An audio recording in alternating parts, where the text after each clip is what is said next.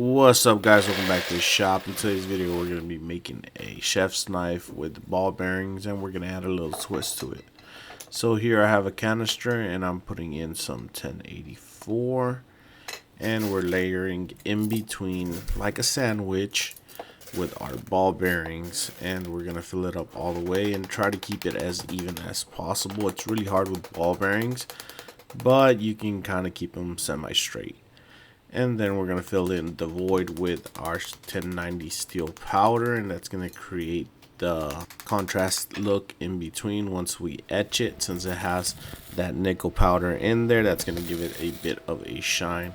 Cool thing about this, people think that it works the same as 15 and 20 inside of Damascus, but really it doesn't, because if you look closely, it's more like a speckle of darker grain with lighter grain versus just being a bright white or silver or whatever color you'd call it. But it is that contrast, and surprisingly, for the small amount that's in there, 4% versus 96% of the other steel, it does give it a pretty good contrast nonetheless. So we're forging out our billet and we're working it out. Everything's already consolidated on the inside. All we're trying to do here is try to pop it off. Here I am removing the cap, and as you can see, there's many spots where you can see kind of yellow instead of that dull red, and that is because the canister is cracking and you can see the actual billet inside. There you can see it more clearly because I've already taken off the cap. So this guy's a little bit more trouble than my regular canister, so I'm gonna have to cut it off and pop it out. Even though I am going through the extra few steps, it's not really that much work compared to not using the spray paint and doing it the other way, because as you can see, after I loosen it up, it pops right out, versus having to grind out all the material and then having to try to shear away the seams. So at the beginning of the video, I said I was going to do a twist on it, and that is exactly what I'm prepping here. I'm working it down to be 1 inch by 1 inch square. That way I can prep it up for our twist. Here I'm knocking down the corners to try to minimize cold shuts whenever we twist. And then we're going to go on to doing our hand twist. I believe at one point or another I'm gonna just decide to design a twisting machine with a lot of horsepower, and for that I would need a torque multiplier and a slower twisting motor, and I'd have to do a whole setup. That's why I haven't done it yet, because I'd rather have more space. But once I do have a bigger area to work with, that's going to be one of the first things I do, because I really like to make twist Damascus, but I really hate making twist Damascus, if that makes any sense. And that is because it is a lot of hard work when you're doing it by hand, but it's definitely a very rewarding pattern. I love the way it looks, especially here with the ball bearings inside of it.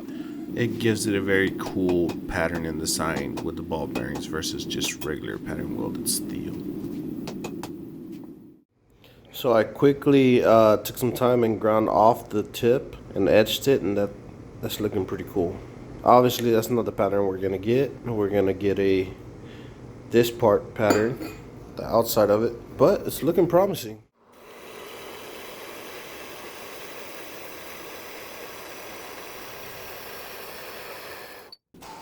And now we move on to our forging. I am working it down and getting a little bit more width. It was probably around 1 inch, and I'm working it out to be about 1.25 inches to 1.5 inches. That way I have plenty of material to be able to forge in my tip. As of late, I've been trying to learn how to forge in my hammers by hand, my knives by hand. I don't know why I said hammers. I've been trying to learn how to forge my knives more by hand, so here I'm doing it with the hand hammer, trying to forge in my tip. And the reason why I'm trying to forge more by hand is because I do think it's a very, very important skill to have, for many reasons. One of it being that I can use less steel than if I was to just forge out a larger block and have to do a lot more grinding and a lot more cutting. but also because it allows me to have better hand-eye coordination, and it allows me to be able to it opens the imagination a little bit more and helps me be able to imagine what steps I need to take to be able to get a desired design. I don't know if that makes sense, but the more you hand hammer, the more you realize how the steel moves and what you need to do to be able to get the end result that you want. Here I'm isolating where my edge is going to end and where my handle is going to begin, and I cut off all my excess. I will be making another knife at another time with that excess, but for now I'm just cutting it off and putting it off to the side. Surprisingly or not surprisingly, that little bit that I cut off is definitely enough to make a whole nother decent sized chef's knife. So here I'm going to start isolating that little portion I notched out, and I'm going to be making my tang from that portion. For this knife I'm going to be doing a hidden tang for two reasons. One, because I hate making hidden tangs, and since I hate making hidden tangs, that means I need to learn how to do them more properly. The reason why I dislike them so much is because it's really hard to get a very nice close fit up, and I've been getting a little bit better over the past few knives that I've done, but I try to avoid them because I find it a headache, and I find that it takes me longer to do them. But because it takes me longer to do them and they are a headache to do for me, that means I need to practice on being able to do them more efficiently. So it's one of those where as an adult I know I need to, practice on it, but the child inside of me does not want to struggle. So here I'm just drawing out my bevels, trying to get as much width as I can for the knife. I don't need a very tall knife. I'm going for more of a long slicer. It's not very long, it's about 7 inches, but it's gonna be a thin, slicing knife. And even though it is Damascus, most of the times people don't like to forge it very close to shape, but in this case I'm forging it as much as possible, and I'm trying to leave just enough material to where I can grind it off and have clean steel underneath, but also be able to use as much steel as I can as effectively as I can.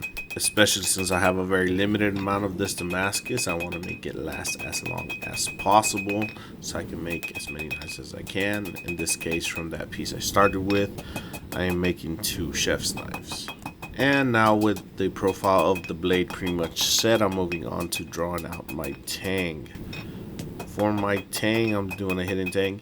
I did do a distal taper on this knife from the heel all the way to the tip, and then I did a bit of a taper from the heel all the way to the tip of the tang. So the thickest part of the knife is right above the heel, and that part where you hold it with your fingers, and this leads to a light but still robust knife. So I'm trying to get better at these small techniques that make the knives a little bit more efficient, a little bit better, and a little bit more sturdy.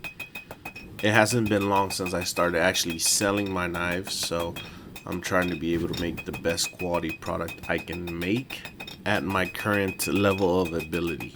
And that is one thing that I think about from time to time.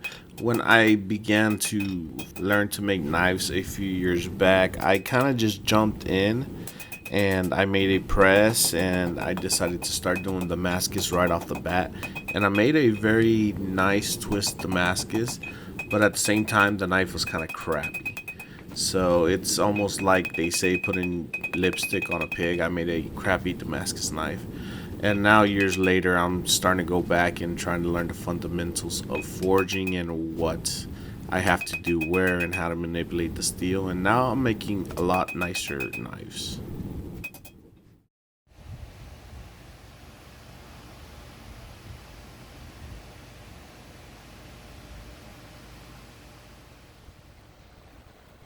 As you can see, I'm not taking off too much material. It's really just the smallest amount to make it an actual functional knife, which is the thing that I really like about hand forging knives pretty close to shape. There's a lot less material loss. Alright guys, so I got my profile done. Quick little mistake that I made is that I paused the video to switch out the belts and then I didn't hit record again. So yeah, it has been profiled. We're looking pretty good. We're gonna go on ahead and I think I'm gonna put it in muriatic acid. I want to keep a little bit of the scale, probably like just right here, just to give it a cool little transition from forged to you know, the Damascus underneath. So what I'm going to do is I'm going to put in muriatic acid and then I'm going to clean it off to get off all this scale. And then from there we're going to go on ahead and do our grind. Alright, so I got the blade out of the muriatic acid. I just poured it in here and I put a glove over it so it wouldn't stink. So that keeps the gases from coming out. And I took it out, and in all honesty, this thing looks so cool. I got to show you guys. This is how it came out of the muriatic acid. Isn't that just so cool? So I have high hopes this guy's gonna look pretty cool. It's looking nice already. So this is just the different kind of oxides that are on top of it. Now with the muriatic acid, it loosened everything up. So we're gonna take a wire wheel to it, a pretty aggressive wire wheel, and it should get everything off. But man, that looks so cool.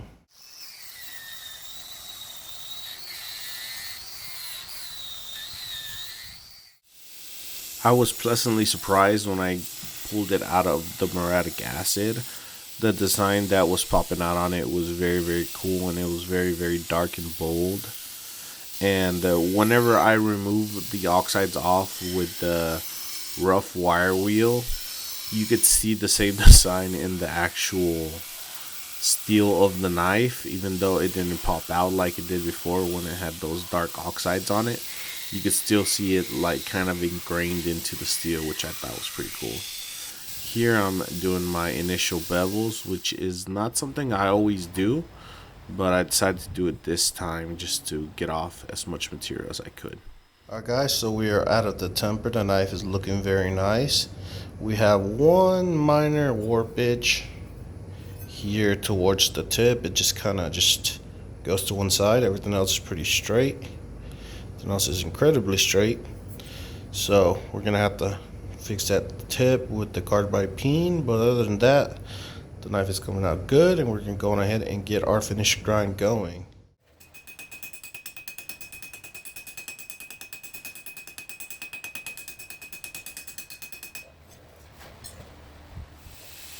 So now we're moving on to our final grind. I'm using a worn out 36 grit belt here, and as you can see, it's struggling quite a bit. But then I moved to a 60 grit belt and it starts shredding through it like nothing. A fresh belt does wonders. Whenever you feel like a belt isn't cutting, definitely put on a fresh belt. It does wonders and makes you realize that you should stop being cheap and switch out the belts more often than you are actually, doing them. But I like to get my money's worth, so I kind of overdo it sometimes. So now we're moving on to our hand sanding, and I hate doing that, so yeah. Alright guys, so the knife has been hand sanded. We're going to start up on the handle. So I have this piece of stabilized spalted maple, and I have this piece of stabilized in, I think it's been dyed in black, unless it's like a really dark, no, it's definitely black. And it's burl wood. And I'm gonna chop a slice off, and we're gonna be joining these two together to make our handle. And I really hope the contrast looks pretty good. I'm pretty sure the contrast is gonna look pretty good between the two. And we're gonna go on ahead and prep that for our knife.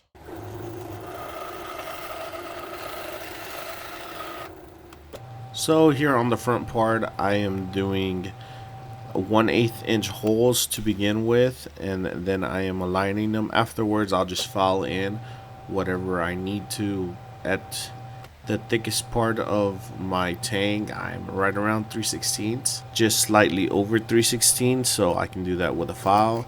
And on the back part of the wood, I'm actually opening up those 1/8 to 1/4, and that is just to make it a lot easier for me to fit up my handle. Here I'm using a tiny rasp that is meant for wood. I've been using ones that are meant for metal, and they kind of do the job, but it takes too long, so I moved over to these guys and they do a lot quicker work.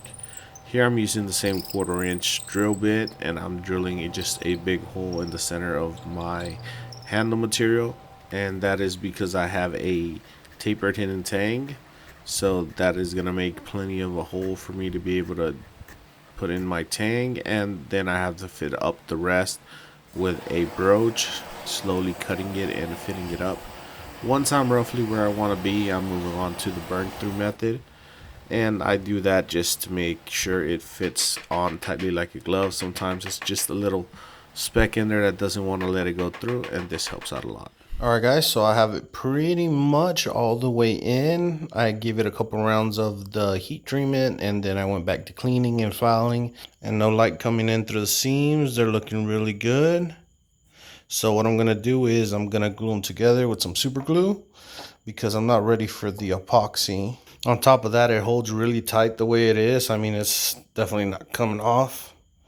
So there's no need for me to bed in the tang. It's holding on very nicely. It's pretty much the way the Japanese do it that I've seen. Most of them just burn in the tang and then it holds from there. I don't know if it has some kind of glue inside or if it's just the mechanical hold from the tension of the heat. Once it cools down, everything tightens up, but it holds. So what I'm going to do is I'm going to open it up. I'm going to super glue it, and then I'm going to shove it back tight, and it should hold so I can shape it up. Other than that, everything's going out pretty well. The knife is hand-sanded, so we're almost up to our etching process. So I like to use super glue and an activator to set the two pieces together. Some people would say that's not the right approach. Other people do it just like I do it. I don't know what the right way to do it is. I just like it because it's quick and easy and efficient. And then I just pop off the tang and I'm good to go. Versus using epoxy, which in theory is going to hold on better, but I'm also going to have to wait a lot longer. And it's a lot more of a pain to hold in place while it dries. So that's why I go with super glue versus doing a longer epoxy. On another note, that's not knife making related, but if anybody's interested, I never really talk about this or promote it, but I do have an Instagram page where I do post pictures of my knives, and I'm gonna start doing more updates on it. So if you have an Instagram and you want to follow me on Instagram, that would be very cool. There's a link in the description down below to my social medias, and my Instagram is on there. I think I got a couple hundred subscribers, but I really have been slacking on that, and I really think I should kind of start building that up. It's kind of weird having such a large presence on YouTube but not having any presence on other sites. So I'm thinking about starting to actually put some effort into it. So if you'd like to see that, let me know by subscribing to my Instagram. Well, following me. This is not subscribing. It's a follow. But yeah, if you'd like to follow me on Instagram, the link is in the description down below, as well as the link to my store. So here we are, revealing the Damascus pattern. I think it looks very nice, and we'll see at the end what I mean by very nice. And we're doing our coffee etch. One thing I really like about this particular knife, and you can kind of see it at the corner at the bottom, there's different levels of dark to gray in it, and that is because the ball bearings are 52-100.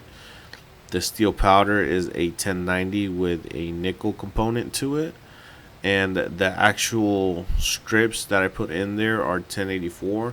So they all darken at different levels whenever you put them into the acid and then into the coffee, so that gives it more of a contrast. I like to do the same when I mix in some ADCR V2 with my standard Damascus, just to give it an extra little bit of a pop with a darker color in between. Alright guys, so that's it for this build. This is what it's looking like. It's looking very nice. I'm very happy with it. Unfortunately, we don't got very good shots since it's the middle of the night and I'm finishing it, and it's Saturday night. It rained here all day, so I never had a chance to go outside and take any pictures. I would have just popped it in the handle and done it like that, but unfortunately it rained all day. So typical Florida.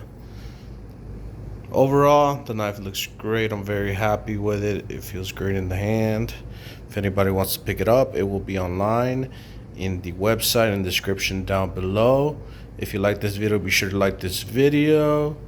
If you like what I'm doing, be sure to subscribe so you can follow for more. And I will catch you guys on the next one. Peace.